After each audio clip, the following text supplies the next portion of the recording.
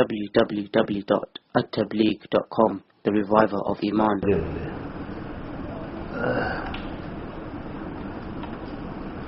الحمد لله نحمده ونستعينه ونستغفره ونؤمن به ونتوكل عليه ونعوذ بالله من شرور أنفسنا ومن سيئات أعمالنا من يهده الله فلا مضل له ومن يضلله فلا هادي له ونشهد أن لا إله إلا الله وحده لا شريك له ونشهد أن سيدنا ومولانا محمدا عبده ورسوله أما بعد قال النبي صلى الله تعالى عليه وسلم المؤمن للمؤمن كالبنيان المرصوص يشد بعضه بعضا أو كما قال عليه الصلاة والسلام.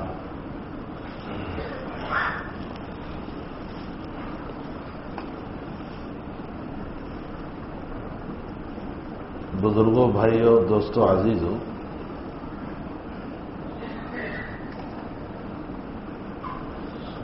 میں نے جو حدیث شریف پڑھی ہے اس میں اس بات کی طرف اشارہ کیا گیا کہ مومن کے لیے شیشہ پلائی ہوئی دیوار کی طرح ہے. یعنی ایک مومن دوسرے مومن کے لیے شیشہ پلائی ہوئی دیوار کی طرح ہے. نبی اکرم صلی اللہ علیہ وسلم اپنے اس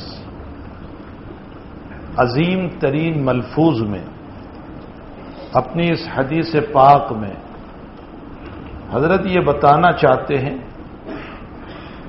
کہ جیسے دیواروں میں اینٹیں ملا کر چونا ڈالا جائیں تو دیوار مضبوط ہو جاتی ہے، اسی طرح مومن کا حال بھی یہ ہے کہ یہ ایک دوسرے سے مل کر ایک مضبوط دیوار ہوتی ہے. یشد بعضہ بعضا. اور دیوار رکھنے کا طریقہ یہ ہے، اینٹیں رکھنے کا طریقہ یہ ہے کہ ایک اینٹ کے اندر دوسری اینٹ گھسائی جائے تب جا کر وہ دیوار بنتی ہے. اور ویسے ہی لائن میں اگر اینٹوں کو رکھ دیا جائے تو اس سے دیوار نہیں بنتی، وہ دیوار گر جاتی ہے. وہاں دو اینٹوں کے بیچ میں ایک اینٹ کو گھسانا پڑے گا. اس کا مطلب یہ ہے کہ مومن کی مثال بھی یہ ہے کہ وہ ایک دوسرے سے ملا ہوا ہے، ایک دوسرے سے ربط میں ہے.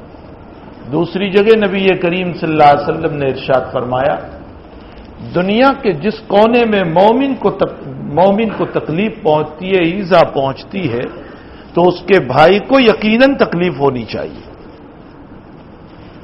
چاہے وہ دنیا کے جس کونے میں کسی مسلمان کو، کسی مومن کو تکلیف پہنچ رہی ہو، ایذا پہنچ رہی ہو، بہرحال اس کی تکلیف کا احساس ہمیں ہونا چاہیے.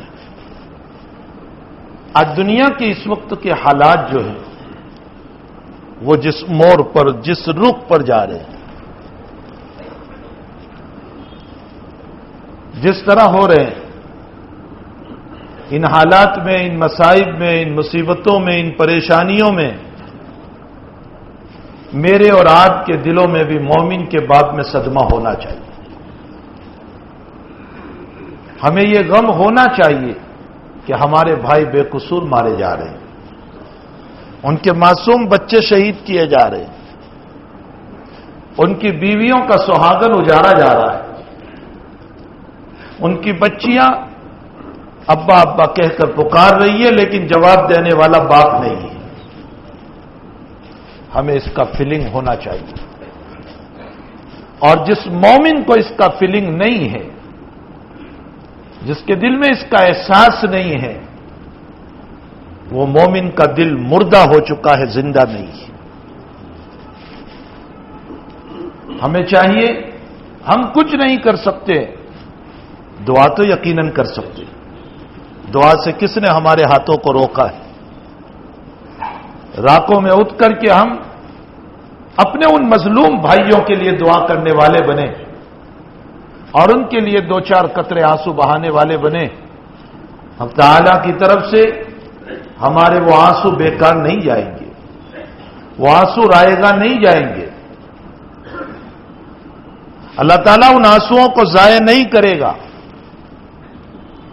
اور سنو، دنیا کے حالات میں کسی پر اشارہ کرنے کے بجائے کہ وہ ایسا ہے اور وہ ایسا ہے، عقل مند انسان وہ ہے جو یہ سوچے کہ دنیا کے جو حالات بدتر بنے ہوئے ہیں اور ظلم ہو رہا ہے، یہ میرے گناہوں کی نحوست ہے. میں بگڑ گیا، میں اللہ کے فریضے کو ادا نہیں کر رہا ہوں، میں اس کے دین کو ادا نہیں کر رہا ہوں، جس کی بنیاد پر میری وجہ سے دوسروں پر ظلم ہو رہا ہے. مولانا احمد لاد صاحب نے حضرت جی مولانا انعام الحسن صاحب رحمۃ اللہ علیہ کا ایک واقعہ سنایا. مولانا نے فرمایا کہ ڈاک لے جانے کی ذمہ داری میری تھی، یعنی پوسٹ لے جانے کی ذمہ داری میری تھی. جس وقت گجرات کے حالات چل رہے تھے اور ٹرینوں سے اتار کر مارے جا رہے تھے اور گجرات کے حالات بڑے سنگین تھے، اس موقع پر مولانا فرماتے ہیں کہ میں شام 4 بجے جب ڈاک لے کر پہنچا تو حضرت جی کی آنکھوں سے آنسو بہ رہے تھے. ویسے بستر پر لیتے ہوئے تھے لیکن آنکھوں سے آنسو بہ رہے تھے اور رو رہے تھے. جیسے ہی میں نے السلام علیکم کہا، حضرت جی نے فوراً آنسو پوچھے اور آنسو پوچھ کر کے جیسے نیند میں ہو اس طرح بنا کر اپنے آپ کو بیٹھ گئے. اور جب میں نے ڈاک پیش کی تو حضرت نے سوال فرمایا، مولانا گجرات کے حالات کیا ہیں؟ مولانا کہتے ہیں میں نے بتایا کہ حضرت بہت ظلم ہو رہا ہے، بہت سخت ظلم ہو رہا ہے، حتیٰ کہ ٹرینوں میں بسوں میں اتار کر مارے جا رہے ہیں. حضرت دعاؤں کی بہت ضرورت ہے. حضرت جی زور سے رو پڑے، آواز نکل گئی اور حضرت نے فرمایا مولانا یہ میرے گناہوں کی وجہ سے ہو رہا ہے. جو مومن اپنے آپ کو قصوروار سمجھے اور یہ سمجھے کہ میرے گناہوں کی نحوست سے یہ مسائل ہو رہے ہیں تو اللہ رونے کی توفیق عطا کرے گا اور اس کے آنسوؤں کے اوپر حق تعالی جل شانہ دنیا میں لوگوں پر رحم و کرم کے فیصلے کرے گا. حضرت تشریف لے آئے آج.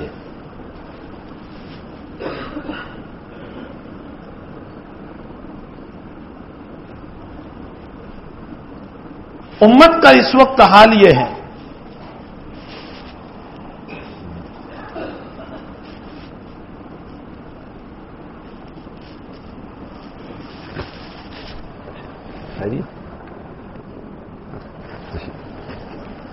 امت کا اس وقت حال یہ ہے کہ امت انتہائی جہالت میں، امت گناہوں میں، امت معاصی میں، امت بے حیائی میں.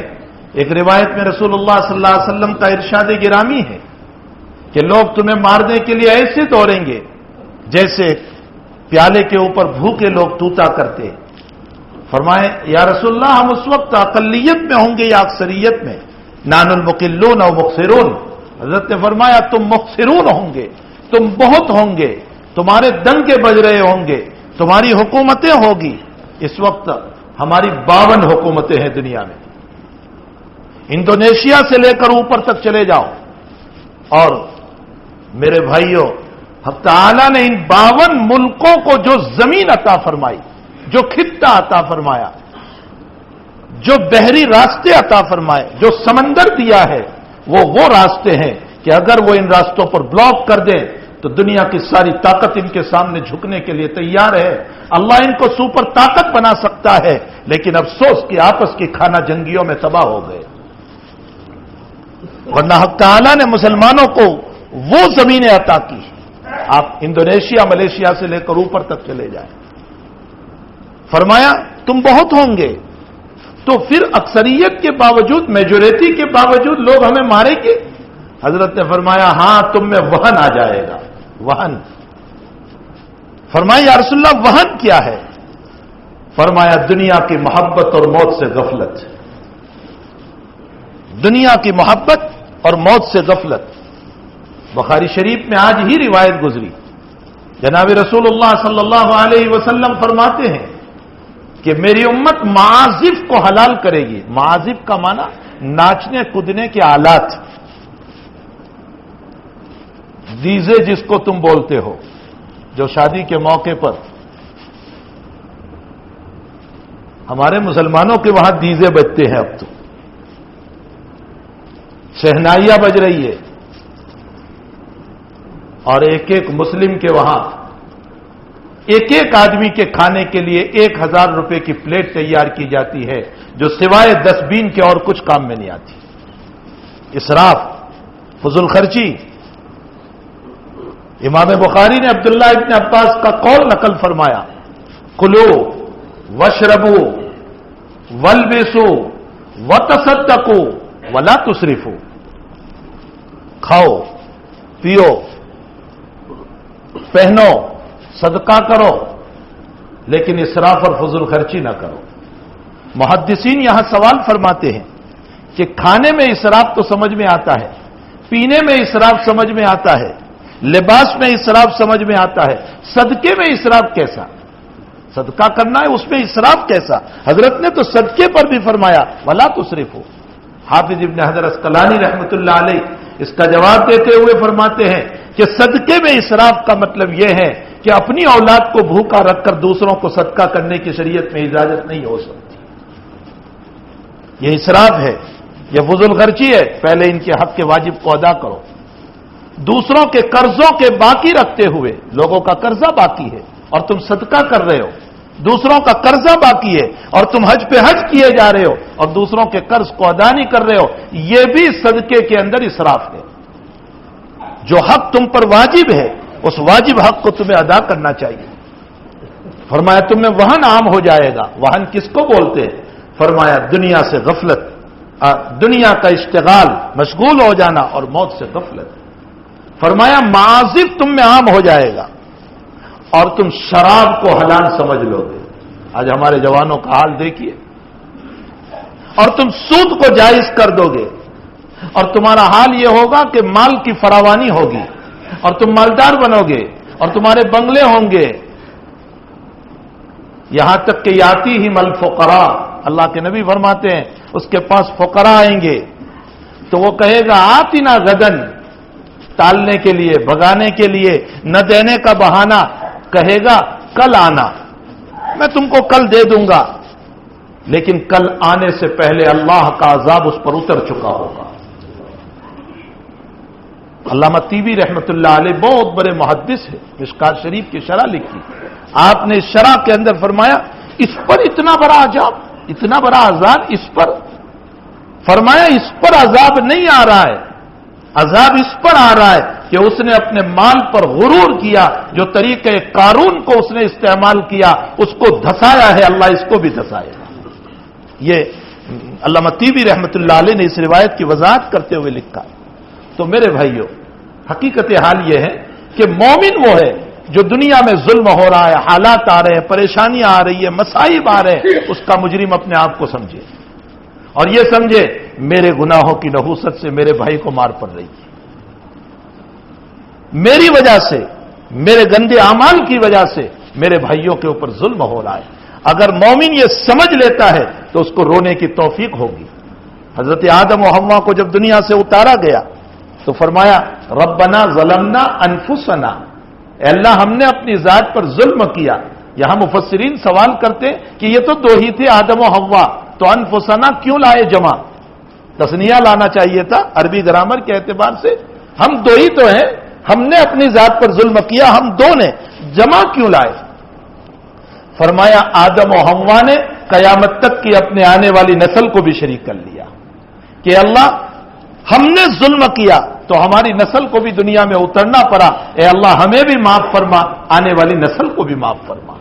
تو مومن وہ ہے جس کی شان یہ ہے کہ وہ اپنے آپ کو گنہگار سمجھے اور یہ سمجھے کہ دنیا کے حالات، ہمارے بھائیوں کے مسائل اور پریشانیاں جو ہیں وہ ہمارے گناہوں کی نحوست سے ہیں. اگر واقعتاً یہ مومن سمجھتا ہے تو دعاؤں کے لیے ہاتھ اٹھیں گے، راتوں میں اٹھنا آسان ہو جائے گا، 2-4 رکعت تہجد کا پڑھنا آسان ہو جائے گا، امت کے لیے رونا آسان ہو جائے گا. اور اگر یہ مسئلہ نہیں ہوگا تو میرے بھائیوں لوگ مار کھاتے رہیں گے، ہم اپنی عیاشی میں زندگی گزارتے رہیں گے، ہمارا کھیلنا ہوگا، کودنا ہوگا، ناچنا ہوگا، اچھلنا ہوگا، اسراف ہوگا، فضول خرچیاں ہوگی، اور ہم اسی طرح اپنی زندگی کو گزارتے رہیں گے۔ اس لیے ہمیں ضرورت ہے کہ اس وقت فلسطین ہو یا سیریا ہو، دنیا کے جن ممالک میں جس طرح کا بھی مسلمانوں کے اوپر ظلم ہو رہا ہے، پہلا کام ہمیں یہ ہے ہم مجرم سمجھ کر کے اللہ کے سامنے رونے والے بنیں اور ان کے لیے دعائیں کریں اور اپنے وہاں قنوت نازلہ کا اہتمام کریں۔ ہر نماز کے بعد اپنی انفرادی دعاؤں میں امت مسلمہ کو یاد کریں۔ المؤمن للمؤمن کالبنیان المرصوص میں یہی بتایا گیا۔ میں آج کی جو ہے مجھے کچھ شام کی تاریخ کہ یہ فتح کب ہوا اور اس کے بعد کن کن حالات میں یہ شام آگے بڑھا، اللہ کے نبی نے ان کے باب میں کیا فرمایا ہے، کیا ارشادات ہے، ان ساری باتوں کو مجھے عرض کرنا ہے۔ لیکن مجھے انتہائی خوشی ہوئی کہ اس وقت میرے معزز، میرے بہت پیارے ہمارے حضرت مولانا سلیمان صاحب ملا دامت برکاتہم العالیہ، اللہ بری نظر سے، حسد سے، اللہ حاسدین کی غلط سوچوں سے ان کی پوری حفاظت فرمائے۔ یہ ایک مدرس بھی ہے، ایک مبلغ بھی ہے، ایک معلم بھی ہے، جو تعلیم بھی دیتے ہیں، تدریس بھی کرتے ہیں اور خصوصاً فن تفسیر پر بڑا عبور رکھتے ہیں۔ ساؤتھ افریقہ کے اندر بہت بڑا کام کرتے ہیں اور دنیا میں جگہ جگہ پر کینیڈا ہو، امریکہ ہو، آسٹریلیا ہو یا اس کے علاوہ ممالک ہو، آپ دعوت و تبلیغ کے لیے دور دور تک تشریف لے جاتے ہیں۔ آپ کی زبان میں اللہ نے حلاوت دی ہے، چاشنی دی ہے، شیرینی دی ہے۔ آپ عربی میں بھی بے تکلف خطاب فرماتے ہیں، آپ انگلش میں بھی بے تکلف خطاب فرماتے ہیں، آپ اردو میں بھی بے تکلف خطاب فرماتے ہیں، اور اس سے بڑھ کر اور کیا سعادت ہو سکتی ہے کہ بیت المقدس زادہ اللہ شرفا و کرامہ، اللہ تعالیٰ ظالموں سے اس کو آزاد فرمائے اور اب تعالیٰ وہاں کے مسلمانوں کی مدد فرمائے۔